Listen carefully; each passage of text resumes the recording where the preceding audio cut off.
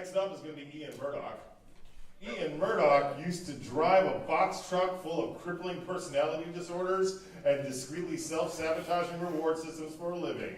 But now he operates, and this is in all caps, completely unrecated, yes, unrecated, that wasn't a typo, food truck where he sells used napkins from Whole Foods soaked in lye that he calls fair trade savory oatmeal for $15. Ian can be found in Seattle, Washington, where he also evades having to write sincere bios, mostly by being a little too weird to relate to, but not weird enough to be interesting. He makes up for his mediocrity by being loud. That's something I do too. AKA, they'll still be able to hear him in the bathroom. Sorry. Welcome to the microphone, Ian Murdock.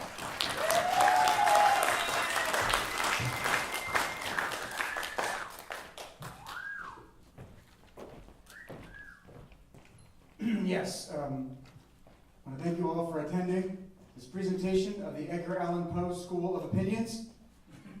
You're here to learn how to give scathing criticism in the style of Edgar Allan Poe, who is notorious for his sternly worded literary reviews and his rigid theories of composition.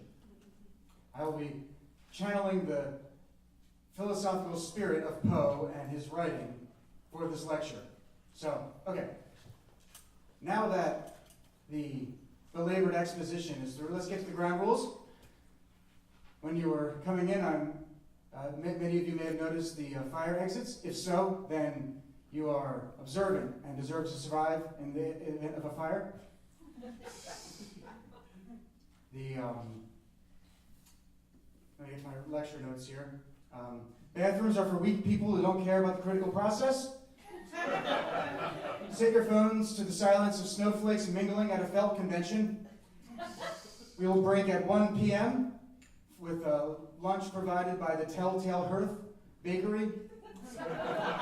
For the men, we have sandwiches made of sourdough, blackened roast beef, and ceaseless remorse.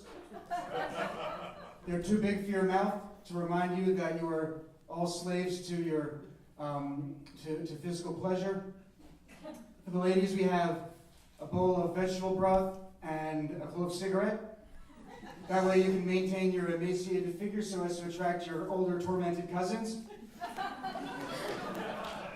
Immediately following this presentation, we will have a networking happy hour at the nearby Hop Frog Brewery. But anybody with real talent will skip the networking bullshit and go toil over their masterpiece in an unfinished attic. But I also know that a lot of writers need to tell themselves / everybody who's within earshot that they need to drink craft beer in order to, quote, slow down their thoughts, end quote, so that they can, quote, interact with normal people, end quote. So you do you, I guess. A little bit about me. Every morning I fill my pants with reverse threaded screws and run until I pass out. This is to remind me that everything is ass backwards, we're all fucked, and death is no relief. Happiness is an illusion, and the truth path to fulfillment is endlessly deferred joy. I used to teach sex ed. So many teens are having sex without considering the drawn-out poetic death that inevitably results from it. So many mixed messages.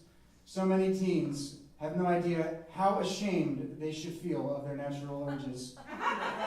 Society represses our sense of how repressed we should actually be.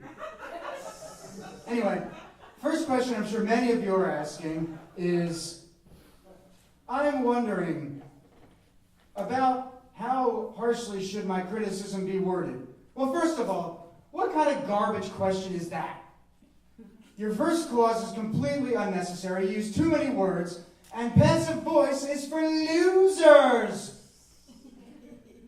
You should go home, sit in the dark with the lights out, and remember and think of all the shameful things you've ever done until you learn how to write better sentences. And no using candles to set tone. Candles are for people who know how to begin a sentence with a dependent clause to set tone.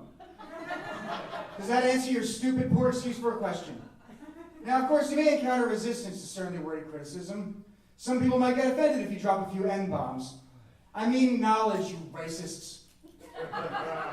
The truth hurts mediocre people, but you know what? Mediocre people live longer than those burdened with talent. But I think that's a good thing. All the more time for the mediocre people to suck the truth lozenges that those carrying talent can't help but thought ejaculate straight into their brains, where it will gestate into litter after litter of adorable puppies of self-loathing that will cause them that'll lead to improved writing, and only half of which will be put up for adoption on the metaphorical Craigslist of the literal Craigslist writers writing gigs section. I've heard people try to use humor to render folks more receptive to criticism, but I don't. Laughter is an involuntary release of tension that causes pleasure and bonding. It's basically sex.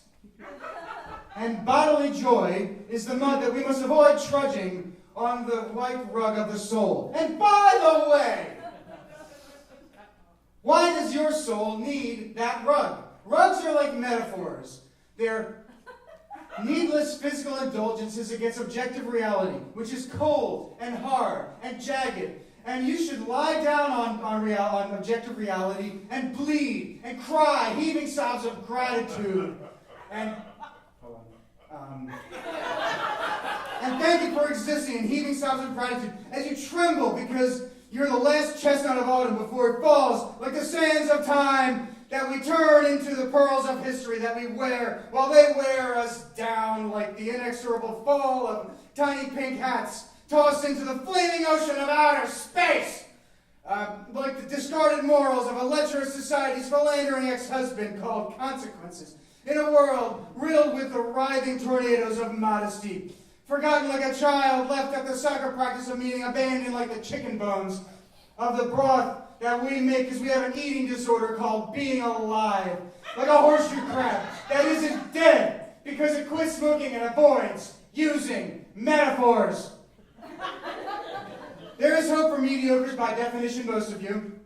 You see is a condescending and pedantic way to start a sentence. Don't ever do it. Anyway, everybody at some point in their life experiences one massive revelation. And those carrying genius experience it pretty quickly because they're not dragging behind them the stone of failure. Mediocre people, they're taking their time because they're dragging that stone of mediocrity, so they get to make pithy observations about their surroundings. Food bloggers, YouTube commentators, travel writers. And you know what? That's good. Go ahead, cool. Write down your insipid thoughts right there on your stone of mediocrity. And you guys can all everybody can comment on one of those failure stones and approve of it and share it and come up with arbitrary social rules about how to... Wait, I'm inventing Facebook. Shit. Which brings me to my next topic, crafting a proper insult. It's a big topic, hold on. You see... you see. The best approach to a good insult is to maintain a running list of the faults of everybody that you meet. And imagine hypothetical scenarios in which you would find a way to use those faults. And what better way to maintain that list than social media? And also, Facebook is a wonderful topic for insults because as soon as you mention it, people roll their eyes and they get really self-righteous. They double down on the exact behavior that you were insulting, which is really the goal of any good insult. You want people to really invest in the cycle of self-destructive behavior that you're insulting, so that eventually you don't even need to insult them anymore. In fact, let me ride this diversion a little bit further. If you're truly paying attention to the world around you, then what more fitting response is there than an infinitely fractured misery? And you want revenge, and there's no better revenge than insults for the.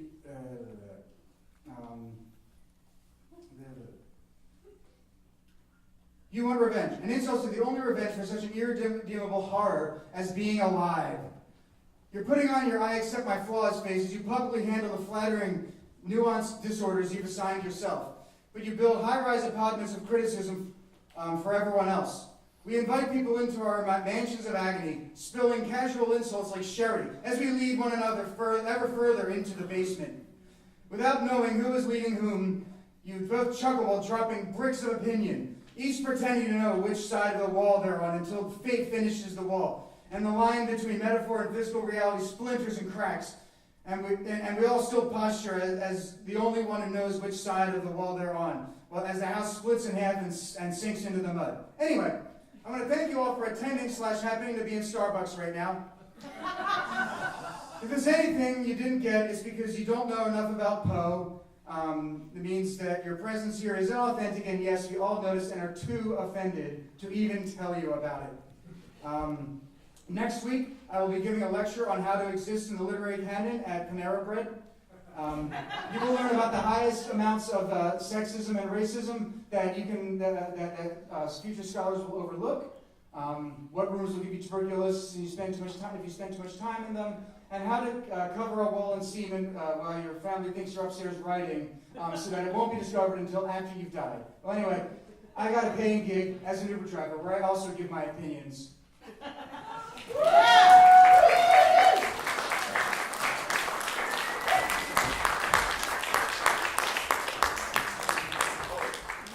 There is one final prize. An envelope. Does it say what it is? No. Oh. Take it. It's a $25 gift certificate to the library's used bookstore. Ooh. And a bag in which to carry your purchases up from. So, the hat is over there. Someone draw a number out of the hat. Let's make this last one kind of official.